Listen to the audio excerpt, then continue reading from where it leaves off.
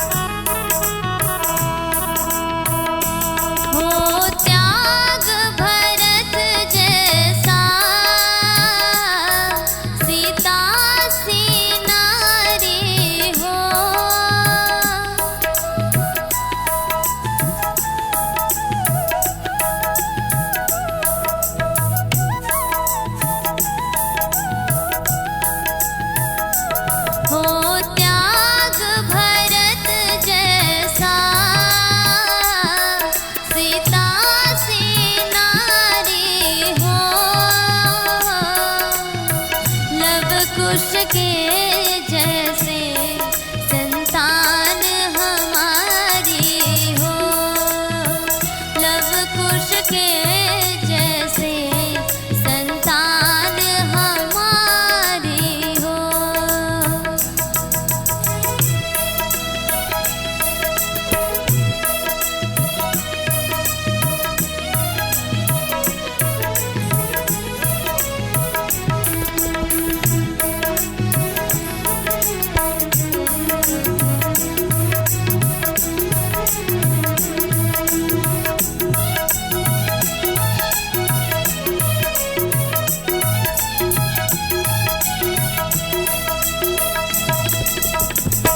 सरयू का किनारा हो,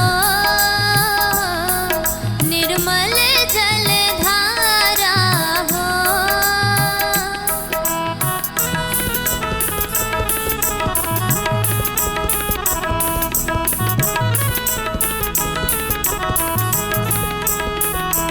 सरयू का किनारा हो,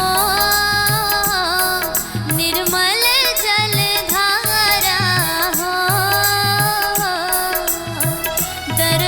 मुझे भगवन हर घड़ी तुम्हारा हो। दर्श मुझे भगवन हर घड़ी तुम्हारा हो।